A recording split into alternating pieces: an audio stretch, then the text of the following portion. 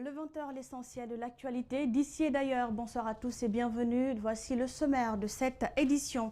Alpha Condé à Cancan ce week-end s'est attaqué aux opposants. Le président guinéen les qualifie d'ennemis et de traîtres. Les leaders ressortissants de la Haute-Guinée qui les ont rejoints. Le chef de l'État a demandé à ses militants de se refaire recenser pour les prochaines élections. La tournée du ministre des Travaux publics se poursuit à l'intérieur du pays. Moustapha Naïté a visité les chantiers de la route Mandiana-Cancan qui évolue peu à peu.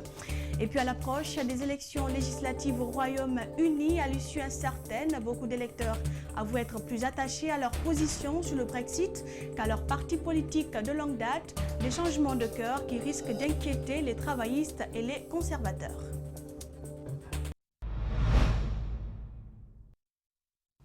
Merci de nous suivre sur Espace TV. Bienvenue. Lancement ce lundi à Conakry de la campagne des 16 jours d'activisme contre les violences faites aux femmes et filles. L'initiative du ministère de l'Action sociale, de la promotion féminine et de l'enfance en collaboration avec ses partenaires. Rosaline Gauthier-Monemou et Djibril Kaba-Kamara pour le reportage. Les violences faites aux femmes prennent de l'ampleur dans notre pays. La ministre de l'Action sociale, de la promotion féminine et de l'enfance donne quelques statistiques identifiées lors de la dernière enquête nationale. 100 femmes âgées de 15 à 64 ans ont subi des formes de violence au cours de leur vie. Il s'agit notamment des violences physiques, sexuelles, avec une proportion plus importante chez les femmes, 29,3% contre 18,2% chez les hommes. Des violences psychologiques, économiques et celles dues aux actes malveillants. Malgré quelques améliorations, des défis restent à relever pour éradiquer la violence à l'égard des femmes et des filles dans le pays. Et on voit maintenant que chez les femmes de moins de 15 ans, la prévalence est en train de changer. Ça a passé de 46% à 39% dans 6 ans. C'est une progression importante et quelque chose qu'on doit soutenir. Et en dépit de tous ces efforts louables déployés par le gouvernement et ses partenaires, nous ne devons pas omettre d'importants défis qui restent à relever. Le Premier ministre réitère la volonté du gouvernement à accompagner les initiateurs dans leurs actions. Je voudrais vous rassurer quant à la volonté de mon gouvernement de soutenir non pas seulement la présente campagne, la quinzaine, dédiée à l'activisme contre les violences faites aux femmes et aux filles. Nous voudrions dire le soutien à travers le ministère de l'Action sociale, tous les efforts pour l'élimination des violences, de toutes les violences face aux femmes et sous toutes les formes. La violence basée sur le genre constitue une atteinte à l'intégrité physique et morale des victimes et une violation des droits humains. Rosaline Gauthier-Monemou, après femmes et filles, on parle des enfants cette fois-ci à l'occasion de la Journée mondiale de l'enfant célébrée chaque 20 novembre. L'ONG Guinée Events a organisé la 2e édition du Orphans Day, c'est-à-dire la journée des orphelins. Cette cérémonie a connu la participation plutôt de 18 orphelinats. Elle s'est tenue ce week-end au jardin du 2 octobre de Conakry avec plusieurs cadeaux offerts aux enfants. Abdourahmane Ba, Ibrahima Sori Kamara, reportage. Des sacs de riz, des canettes de jus et plusieurs autres aliments pour les enfants des 18 orphelinats. Mais avant de recevoir ces cadeaux, ils ont droit à un spectacle. Je veux que ça se multiplie à chaque année parce que ça se passe une seule fois dans l'année. Et quand il y a répétition, ça rendra moi et les enfants orphelins heureux. Guinée Events, sensible au sort de ses enfants, organise chaque année une cérémonie dans laquelle se retrouvent plusieurs orphelinats. Avec ces cadeaux, les organisateurs contribuent à leur manière à l'épanouissement des enfants orphelins. On s'est dit que chacun d'entre nous peut faire quelque chose pour ses enfants. Parce que ces enfants sont dans ces orphelinats et ils ont besoin d'un ensemble de choses. Donc tous ensemble, nous pouvons donc contribuer à l'épanouissement de ces enfants et faire en sorte que ces enfants-là puissent partir à l'école. Ces enfants-là puissent vraiment vivre une vie à l'image des enfants que nous avons chez nous dans nos différentes familles. Depuis 2 ans maintenant, Bras Guinée accompagne Orphan Events, un acte citoyen auquel l'entreprise porte une attention particulière. Chez nous, à Braguiné, on ne les appelle pas orphelins. Ils n'ont malheureusement pas la chance d'avoir des parents, mais qui sachent qu'aujourd'hui, M. Diallo est là via son organisation Enfance D, mais aussi leurs encadreurs et les membres de la Braguiné, et qui sachent que nous serons toujours là pour eux. Aujourd'hui, plusieurs orphelinats ont besoin d'accompagnement. Ils souhaitent la multiplication de ces initiatives en Guinée. Autre fait marquant de l'actualité. En bref, le FNDC appelle ses militants à se mobiliser demain mardi pour une nouvelle marche qui partira de la tannerie à l'esplanade du stade du 28 septembre de Dixine. Après les 4 premières manifestations qui ont connu des succès, le FNDC passera à l'acte 5 dès demain. Et pour rappel, les dernières victimes des récentes manifestations sur l'autoroute Fidel Castro ne sont toujours pas enterrées. Nous apprenons que les autopsies seraient en cours pour déterminer les causes de leur mort. Ce sont au total 7 corps qui seraient à la morgue, nous apprend-on. Une tournée à l'allure d'une campagne électorale. Je vous l'annonçais, après la Guinée forestière, le président Alpha Condé a poursuivi son périple en Haute-Guinée, dans le Nabaya, fief du parti au pouvoir. Les populations ont renouvelé leur soutien au chef de l'État et se sont dites favorables au projet de réforme constitutionnelle. Comme à ses habitudes, le président guinéen s'est de nouveau attaqué à ses adversaires politiques. Le compte-rendu de Mohamed Damaro Camara.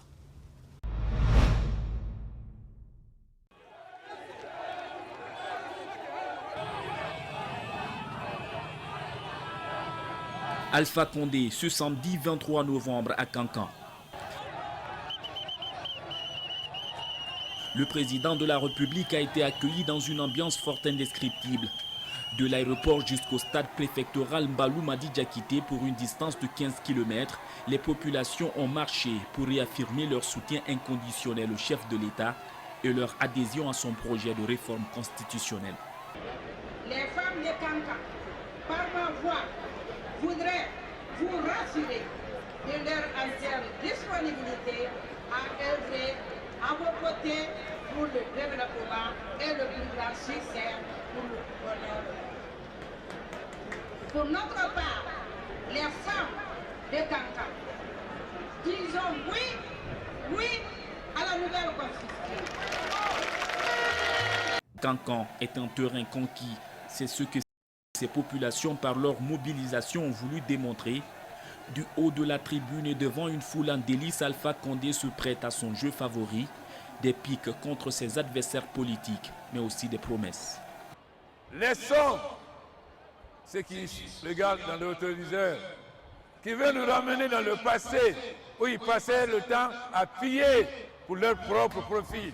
C'est nostalgique. Ils n'ont pas de programme.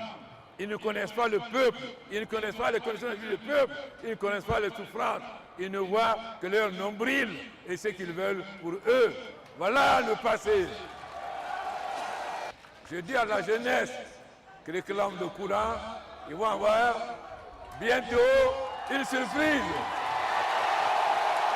À ses supporters, le président Alpha Condé a demandé d'aller se faire enrôler à l'orée des futures élections dans le pays. Il ne suffit pas seulement de vous mobiliser. Il faut vous mobiliser pour aller vous inscrire, vous inscrire, vous inscrire. Car votre force, c'est le bulletin de vote. Votre force, c'est le bulletin de vote. Chacun de vous doit avoir comme souci d'aller se faire recenser, de pousser son voisin à le faire recenser. Parce que quand il dit oui, mais que tu ne votes pas, ça ne sert à rien. Sigiri, dernière étape du périple. Aux populations, il leur a transmis le même message, avec évidemment la promesse de multiplier les actions de développement dans la ville affectée par l'exploitation minière.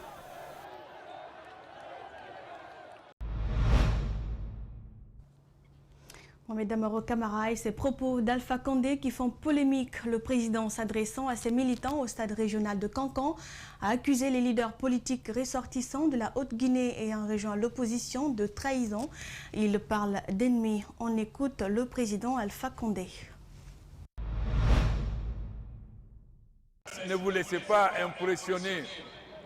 Certains de nos enfants de Kankan sont perdus. Ils se sont vendus à ceux qui sont nos ennemis. Parce qu'ils préfèrent l'argent à leur lamber. Mais quand ils viendront à Kankan, vous allez leur montrer qu'il n'y a plus de place pour eux, sauf s'ils retournent à l'Ève Lambé. Sinon, ils retourneront vivre chez les autres. Je vous l'annonçais, la tournée de Moustapha Naïté se poursuit à l'intérieur du pays. Ce dimanche, le ministre des Travaux publics était sur le tronçon Kankan-Mandiana. Après 7 mois de travaux, le niveau d'exécution avoisine les 30%. Le ministre Naïté exhorte l'entreprise à accélérer autant pour moi, les travaux et à traiter tous les points critiques jusqu'à Mandiana avant les prochaines pluies. Mamadou Kalisso, Abou Korea Kourma. Les travaux sur le tronçon Kankam-Mandiana avancent lentement mais sûrement. Déjà, les 40 premiers kilomètres sont prêts à recevoir la couche d'imprégnation et le bitume. Les 5 kilomètres qui suivent, le remblayage est fait. Les ouvrages de décharge et d'assainissement sont en cours d'exécution. À partir du PK 45, on a fait passer la première couche jusqu'à Kodiaran au PK 60. Et à partir du PK 60, on va continuer ici le dégagement et le décapage pour assurer ici la circulation pendant l'hivernage. Sur tout le tronçon, il y a 144 dallos simples d'1 mètre de largeur et de hauteur. Des dallos simples de 2 mètres de largeur et de hauteur. Des dallos doubles de 2 fois 2 fois 2, mais aussi des ponts. Pour le moment, on n'a que 3 ponts. Le premier pont, c'est le pont de Sanfina, qui fait 40 mètres linéaires, et le pont de Nerekoro aussi, qui fait 40 mètres linéaires, et le pont de Kodiaran, qui fait 60 mètres linéaires. Toutes ces étapes sont surveillées et validées par la mission de contrôle. Elles s'assurent de la conformité entre les travaux réalisés sur le terrain et les données prescrites dans le cahier de charges.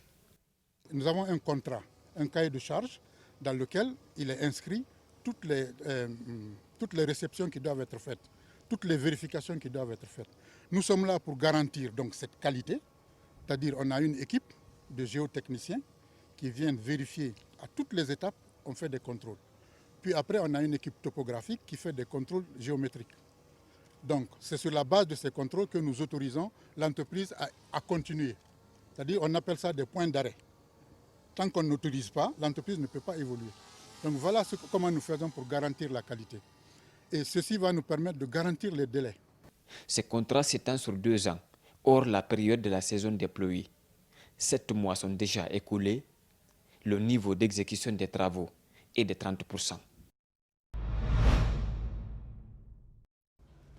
Et on se tourne vers la culture pour parler de contes. Les contes ont perdu depuis plusieurs décennies leur valeur symbolique en Guinée. Ces histoires relatées, autrefois les nuits prédisposées, contribuent à l'éducation des enfants à cause des leçons morales qu'elles contiennent. Ce temps peut-il encore être rattrapé? L'espoir n'est pas perdu. Le conteur guinéen Petit Tonton a lancé ce dimanche la Grande Nuit du Conte, une initiative qui vise à raviver autant plus moi ces petites histoires que nous racontaient nos parents avant d'aller dormir. Mamadou Saluba et Alseni Ibrahima Souri Kamara nous signent ce reportage. Ce jour-là, l'incendie a pris toute la forêt. La forêt brûlait. Alors les animaux commençaient... Qui n'a pas une fois compté ou qui n'a pas été séduit par un conte? En Afrique, comme un peu partout dans le monde, ces petites histoires qui se racontaient autour du feu une fois la nuit tombée nous ont toujours préparés à faire le long voyage de la vie. Mais aujourd'hui, la télévision, les jeux vidéo et les nouvelles technologies de communication nous ont presque tout volé. Alors, Petit Tonton est venu lancer la Grande Nuit du Conte. On a senti le besoin et la nécessité d'avoir un rendez-vous autour du conte qui est une de nos valeurs sûres de nos sociétés traditionnelles africaines. Même si la finalité de la Grande Nuit du Conte est festive, son objectif est de transporter à la ville l'ambiance des veillées des villages. À Conakry Management Agency et Koumangan, en partenariat avec le ministère de la Culture, ont donc vite pensé à organiser pour la première fois en Guinée la Grande Nuit du Conte. Les attentes, c'est que à partir de là que les gens commencent à introduire la culture du conte, c'est-à-dire même conter une histoire pour les enfants le soir avant d'aller dormir, mais aussi d'aller voir des spectacles de contes. Tout au long de la soirée, les passionnés du conte ont dû oublier un instant leur repas, capté par le conte. Une fierté pour Guinée Games qui accompagne ce projet. Et c'est grâce à des soutiens comme celui qu'on va faire au niveau de Guinée Games qui permettront justement à la diversité guinéenne, à la diversité culturelle guinéenne de s'exprimer, on va dire, de manière professionnelle et au grand public en fait. Parce que souvent, hélas, c'est que c'est encore méconnu pour des raisons de moyens. Même si on croit être grand, les belles histoires chargées de magie et de mystère que nous contaient nos parents avant d'aller rejoindre le lit restent toujours dans nos mémoires. Petit Tonton, Dr Massamba Gueye du Sénégal et KPG de Burkina Faso vous donnent rendez-vous le 20 décembre à l'hôtel Millennium Suite, accompagné de Manamba Kanté, Sira Kondé et de Soulbanks à Rimbibos. Et on parle football dans cette édition. Le tournoi de football UFOA Zona des moins de 20 ans a démarré ce dimanche à Conakry. Lors du match d'ouverture, c'est la Guinée qui a pris le meilleur sur la Mauritanie en l'emportant sur le score de 2-0. Un bon résultat pour le pays hôte de la compétition. Et il faut noter que ce stade de 50 000 places porte désormais le nom de l'ancien président guinéen, le feu général Lansana Conté. Reportage Abdoulaye Sadio Diallo, Ibrahima Sori Sengsouma et Yacouba Traoré.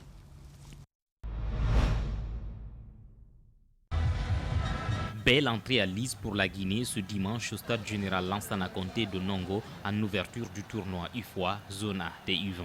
Face aux Mauritaniens, les génaux guinéens ont vite pris le dessus. Sur la pelouse de ce stade qui venait à peine d'être rebaptisé, c'est Al-Gassi Mouba qui prend la responsabilité d'entrer dans l'histoire en inscrivant le tout premier but lors des matchs officiels disputés ici.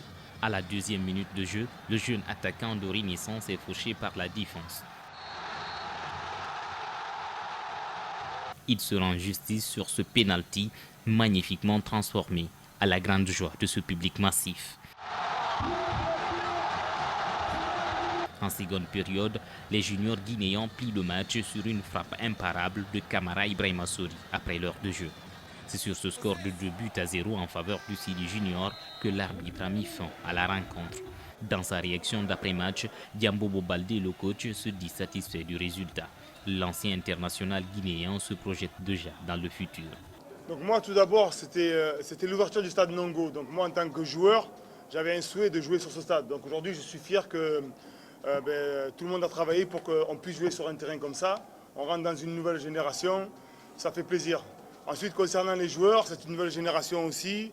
Il faut bien les préparer. Donc on a un objectif qui va être bien sûr de faire la meilleure prestation possible pour cette compétition, donc la Coupe de l'UFOA. Mais comme il a dit l'entraîneur aussi, c'est important aussi de se projeter vers l'avenir proche, donc qui va être notamment la Coupe d'Afrique des Nations pour les moins de 20 ans. Face à la presse, Baïba, le sélectionneur des visiteurs, n'a pu faire qu'un aveu de faiblesse. Vraiment aujourd'hui, nous sommes tombés sur une très grande équipe guinéenne. Ça, c'est notre premier point faible. Le deuxième, c'est que la Mauritanie, on ne connaît pas un gazon naturel. Là, vraiment, aujourd'hui, c'était la logique. On a respecté la logique. Poussés par ce public magnifique, les U20 guinéens ont dominé la rencontre sur toute la ligne. L'homme du match est venu également côté guinéen. Souma Ibrahima Sori a reçu son prix des mains du président de l'UFOA. Le Sénégal, tombeur de la Sierra Leone 4-1 un peu plus tard dans la soirée, est le prochain adversaire de la Guinée. La rencontre est prévue ce mardi 26 novembre au stade du 28 septembre. À l'approche des législatives au Royaume-Uni, à l'issue incertaine, beaucoup d'électeurs avouent être plus attachés à leur position sur le Brexit qu'à leur parti politique de longue date. Des changements de cœur qui risquent d'inquiéter les travaillistes et les conservateurs. Suivez.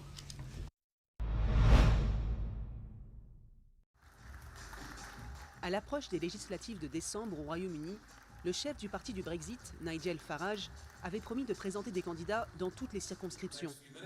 Mais lors d'une visite à Hartlepool, ville eurosceptique du nord-est de l'Angleterre, il a annoncé un changement de stratégie. Le parti du Brexit ne disputera pas les 317 sièges remportés par les conservateurs aux dernières élections. Farage a justifié son choix en disant ne pas vouloir risquer d'éparpiller les voix pro-Brexit. Son parti compte toujours présenter des candidats dans des centaines d'autres circonscriptions, dont Hartlepool. De tradition industrielle, le cœur de la ville bat de longue date pour le parti travailliste. Mais le taux de chômage élevé et un vote largement en faveur de la sortie de l'Union européenne en 2016 poussent certains habitants à remettre en cause leurs habitudes électorales. J'ai été travailliste toute ma vie, j'étais syndicaliste et très catégorique. Mais maintenant, c'est ça.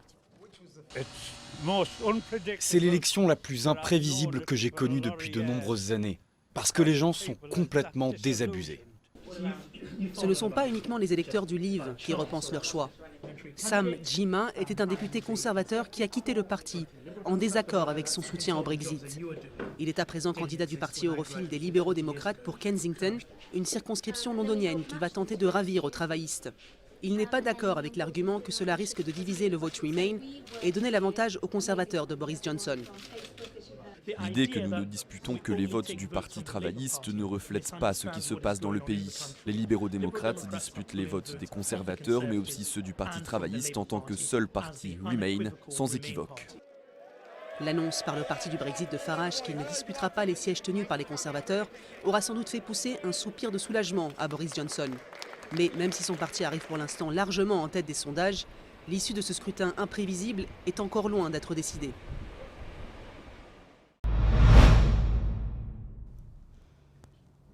Ce journal réalisé par Abdoulaye Sadio Diallo, Alseni Bari et Malik Sangiana Kamara, ainsi que toute la rédaction prend fin.